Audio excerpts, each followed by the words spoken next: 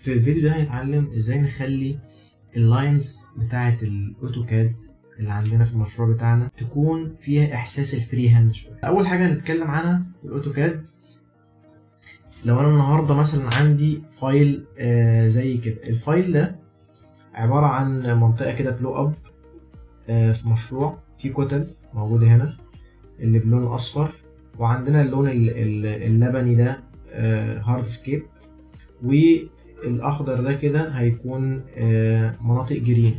تمام. اول حاجه عشان نحول الخطوط دي لخطوط فري هاند، في قدامنا 3 طرق. الطريقه الاولانيه موجوده في الاوتوكاد ذات نفسه. تمام. في عندنا حاجه اسمها ليزب ده زي اكستنشن او بلجن بيتضاف لاوتوكاد، وبيعمل وظائف اكن انت بتضيف اكستنشن خارجي من بره، بتضيف اداه من بره. الليزب ده بيكون فايل، لو جينا نبص عليه كده هو عباره عن فايل بالشكل ده كده اسمه فري هاند. تمام. هسيبه لكم في الكومنت او في الديسكريبشن على اليوتيوب. الليزب ده بكل بساطه احنا بنفتح الاوتوكاد كده، وبعد كده بناخد الليزب ده كده ونعمل له دراج جوه الاوتوكاد بالشكل ده، واقول له اوكي. جميل جدا كده الليزب اتضاف على الاوتوكاد. طبعا عشان اتاكد باجي بكتب في الكومنت فري هاند فيظهر لي الامر بالشكل ده. طبعا لو انت ما كنتش عامل لود وجيت تكتب كلمه فري هاند انت مش هتلاقي حاجه. جميل جدا. طب ايه الخطوه الثانيه؟ بعد ما عملت كده انا عايزك تاخد الفايل ده وتاخده كوبي، لانه الفري هاند لما بيخش على الاوتوكاد بيخلي الفايل كله فري هاند وما ينفعش بعد كده ترجعه تاني. اوكي. طبعا هتعمل كنترول زد، بس احنا هنا عايزين ناخد فايل باك اب كده عشان لو احتاجنا نرجع تاني. طبعا هاخده على مسافه انا عارفها، فمثلا هعمل 500 وادوس انتر. حلو. يبقى ده كده الاصلي، وده اللي انا هشتغل عليه دلوقتي. اول قاعده في الفري هاند ليزب ان انت تعمل اكسبلود لكل الشغل بتاعك. يعني اي فايل معمول له جوين لازم تعمل له اكسبلود، فبتاكد كذا مره ان انا عامل اكسبلود. جميل جدا. الخطوه الثانيه بكتب فري هاند وادوس انتر. حلو. ناخد بالنا بقى لما نيجي نبص هنا هنلاقي ان هو كاتب لي فري هاند سكيل 1. تمام. فهقول له اوكي ماشي انتر. بعد كده بيقول لي اللاين اوفرلاب اماونت من 1 ل5. يعني ايه اللاين اوفرلاب اماونت؟ انا النهارده عندي خطوط عامله كده. حلو كده. الخط التاني هيبقى عامل كده عليه. حلو. الجزء ده كده الحته اللي هي دي بنسميها التشنيبه، لو حد سمع الاسم ده قبل كده، هو ده الاوفرلاب. طب الاوفرلاب سكيل بقى يعني ايه؟ يعني انت عايز الاوفرلاب يكون كبير قوي كده ما بين كل الخطوط، ولا عايزه يكون اصغر يا دوب تبقى حاجه بس تشنيبه صغيره كده؟ حلو. فهو ده السكيل. فلو جينا مثلا قلنا ده مثلا الانديكيشن بتاعه بيساوي 1، ده مثلا لو افترضنا ان هو 5، ده مثلا لو افترضنا ان هو 3. تمام. فهو ده الاوفرلاب سكيل. فلو رجعنا تاني هنا جه يسالنا على الاوفرلاب سكيل، فهقول له مثلا كام؟ انا عايزه حاجه وسط، فاقول له 3 انتر. لاين ويجل اماونت. يعني ايه اللاين ويجل اماونت؟ يعني دلوقتي احنا بنيجي نرسم اي خطوط فري هاند فبتبقى عندنا الموضوع ويفي كده. حلو. الويجل دي يعني ايه؟ يعني كده انت عايز الرعشه دي او المطبات او الويف دي تكون السكيل بتاعها قد ايه؟ يكون كبير ولا يكون وسط ولا يكون صغير؟ فطبعا دي لو جينا نكتب القيمه فمثلا ممكن دي تبقى 1. تمام. ممكن مثلا دي تبقى 3، ممكن مثلا دي تكون 5. فبرضه هكتب 3 انتر. بعد ما عملت كده هيقول لي ايه؟ سيلكت اوبجكت، يعني سيلكت الحاجه اللي انت عايز تعملها فري هاند. فانا هقوم جاي مسلك على كده وادوس انتر. شايفين لما جينا نعمل زوم ان على اللاينز، شايفين اللاينز بتاعتنا بقت عامله ازاي؟ بقت فيها رعشه كده. شايفين اللاين وبقى فيه تشنيبه. حلو. بس انا البرودكت ده مش عاجبني، انا حاسس انه الرعشه دي كانت محتاجه تبقى اقل شويه، يعني السكيل بتاعها كبير شويه. هعمل ايه؟ هدوس كنترول زد هرجعني تاني الخطوط كلها عادي. في الاخر خالص اوصل لفكره ان انا اعمل دي 1، اللي بعديها اعملها 2، واللي بعديها اعملها 3، واختار كل ده وادوس انتر. تمام. فانا يعتبر كده وصلت لبرودكت انا راضي بيه جدا. البرودكت ده كويس، عاجبني، مفيش مشكله. الحاجه اللي انا عايز اقولها انه الفري هاند ليزب ما بيشتغلش مع الكيرفز. لو خدنا بالنا الكيرف ده كده ما حصلش فيه اي حاجه. تمام. طب دي مشكله هنحلها ازاي؟ هنحلها على الفوتوشوب. حلو. يبقى ده كده برودكت. البرودكت ده انا ايه طلعته بالاوتوكاد. تعالوا نعمل ويندو.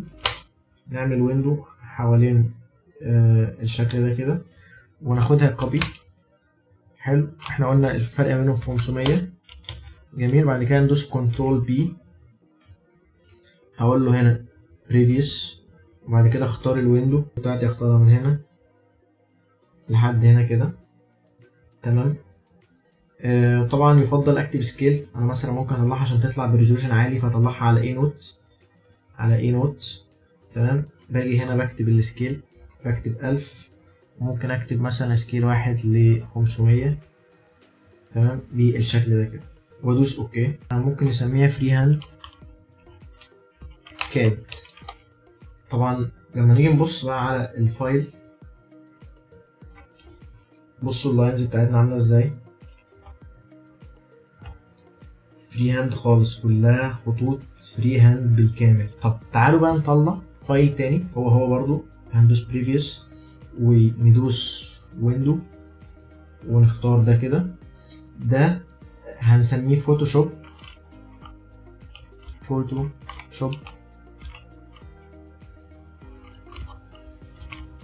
افكت مثلا. حلو. طبعا ده لما يطلع لو جينا نبص عليه دلوقتي كلها ستريت، حاجات ستريت خالص. بس المره دي هنعمله باستخدام الفوتوشوب بس. فانا هاجي هنا اقول اوبن، واجي على الفايل او الفولدر بتاعي فوتوشوب افكت وادوس اوبن. هنيجي هنا هنقوم جايين عاملين لاير. تمام. ونلون اللاير اللي تحت ونخليها هي كده. تمام جدا. باجي هنا عشان نحول اللاينز بتاعتنا دي لفري هاند، فبنيجي نعمل ايه؟ هنيجي على فلتر، بعد كده نيجي على ديزورت، بعد كده نيجي على عندنا حاجتين ممكن يعملوا الفري هاند. رقم 1 عندنا حاجه اسمها ريبل، وعندنا حاجه اسمها ويف. الاثنين ممكن يعملوا افكت. فتعالوا كده نجرب مثلا. تعالوا ناخد ده كنترول جي. تمام. ونقفل واحده. مثلا نيجي على واحده نعملها ريبل، ونيجي مثلا على الثانيه نعملها ويف. اوكي. تعالوا نقفل الويف ونفتح الريبل الاول ونقول فلتر، بعد كده نيجي على ديزورت، بعد كده نقول له ريبل. لو جينا نبص هنا لو جينا نعمل زوم ان، شايفين اللاينز هنا عامله ازاي؟ بدات تتحول شويه. طب هنا لو انت حسيت ان دي اوفر، ممكن تقلل الاماونت شويه بتاعتها بالشكل ده كده. ممكن تخليها لارج، يعني تخلي الديستورشن بتاعتها تبقى لارج، ودي حاجه منصحش بيها. وممكن تخليها سمول، ودي برضو منصحش بيها لانها متبقاش باينه خالص. فالميديم بيكون حاجه لطيفه في بعض الاحيان، وممكن نعمل حاجه كده. طبعا احنا بنشيك برضو بقيه اللاينز. تمام. شايفين اللاينز مالها بدات تتغير كده. لو دوست اوكي، حلو. بصوا كده لو عملنا زوم ان، طبعا هي مش باينه، اللي واضح انه السكيل صغير كده. فانا ممكن ارجع ادوس كنترول زد واقول له فلتر ديزورت واقول له ريبل. المره دي مش هخليها ميديم، ممكن اخليها لارج، بس طبعا اخد بالي بقى من الاماونت ان هي ما تبقاش اوفر. ممكن تبقى حاجات كده بسيطه بالشكل ده كده. اوكي. طبعا هو حصل، لكن ايه، مش بنفس الجوده بتاعه الفري هاند. يعني لو جينا دلوقتي ندوس كنترول او كده ونفتح الفري هاند بالشكل ده كده، وجينا مثلا ممكن نعمله دوبليكيت في الفايل اللي احنا شغالين عليه. تمام. وسميناه مثلا فري هاند كاد كده، وقفلنا الريبل. تمام. واضح الفرق طبعا، يعني الفرق واضح جدا. لو جينا نشغل الريبل شايفين الافكت موجود، بس مش افضل حاجه. ده بالنسبه للريبل. طب تعالوا نشغل الويف. ندوس فلتر، بعد كده ندوس ديزرت، بعد كده ندوس ويف. ناخد بالنا بقى من الحاجات اللي على الشمال.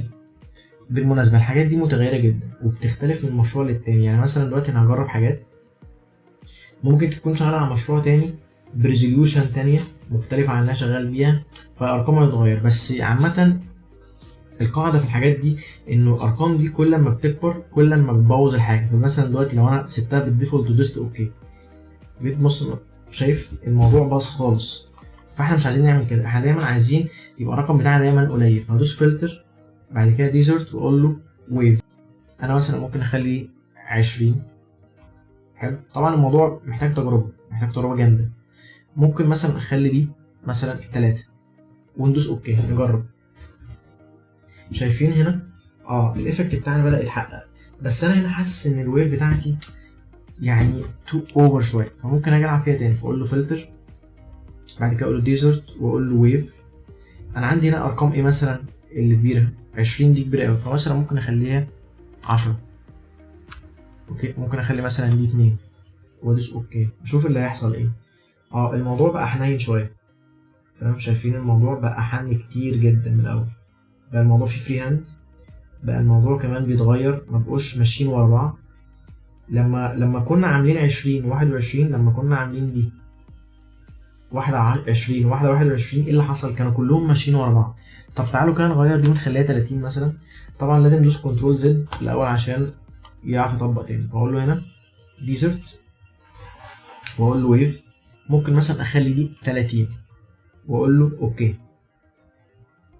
شايفين الموضوع بقى فيه راندم اكتر. كل ما بزود الجاب ما بين الرقمين كل ما بيحصل ايه؟ كل ما بيحصل راندم في الحاجه. طبعا ده خلالي الكيرفات كلها فري هاند زي ما شايفين اهي بالشكل ده كده كله. دي كده انا قلت طريقتين، الاولانيه الكاد، الثانيه الفوتوشوب. طب دلوقتي ايه الطريقه الثالثه؟ الطريقه الثالثه بكل بساطه هو انه انا ارسم بايدي. طبعا ده محتاج يكون معاك تابلت، ان انا ارسم بايدي اللاينز بتاعتي. طب الكلام ده هيتحقق ازاي؟ تعالوا مثلا هنا نيجي على الويف وهي ستريتلس. حلو. بعمل ايه بقى لو انا معايا تابلت او انا معايا جرافيك تابلت او معايا سنتيك؟ باجي بزود لاير، بعمل لاير جديده واجي هنا بقلل الاوباسيتي خالص وبدوس برش. تمام. يفضل طبعا انك تختار برش يعني تكون مختصه بالرسم. فانا مثلا عندي هنا برش اسمها بنسل. تمام. فعايز انا ادي ايفكت البنسل رصاص يعني، وابدا امشي على اللاينز بتاعتي دي بشكل فري هاند بايدي انا مخصوص كده. طبعا انا الرعشه هنا وقتها والتشنيبه والكلام ده انا بعمله بنفسي. تمام. اهو باجي كده بالشكل ده، ببدا ان انا اعمل الايفكت بتاع الفري هاند براحتي خالص، وده بيكون اكتر واقعيه ان انت بتكون رسمه فعلا بايدك بالشكل ده كده اهو.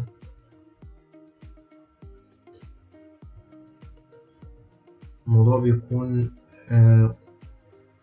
يعني مظبوط جدا لانه انت بتكون رسمه بجد بايدك، ما بيكونش الموضوع معتمد على الفوتوشوب او كده.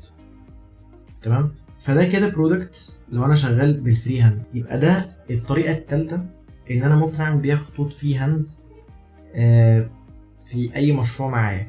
طبعا الطريقه الاخيره دي بتاخد وقت عشان نكون واضحين، لكن بتطلع برودكت قوي جدا وتخليه فعلا واقعي، لانه انت في الاول وفي الاخر يعني بترسم فعلا بايدك. الموضوع كله رسم بايدك، انت بترسم بايدك كل حاجه. لو انت عايز تظهر مثلا كونسبت. بس دي خلاصه النهارده، ازاي نرسم او ازاي نحقق الايفكت بتاعنا الفري هاند بكذا طريقه. عرفنا بالكاد، عرفنا بالفوتوشوب، عندنا طريقتين جوه الفوتوشوب، والطريقه الاخيره ان انت تستخدم الواكوم او الجرافيك تابلت. لحد هنا تكون المحاضره دي انتهت، وان شاء الله اشوفكم في فيديوهات جديده. سلام.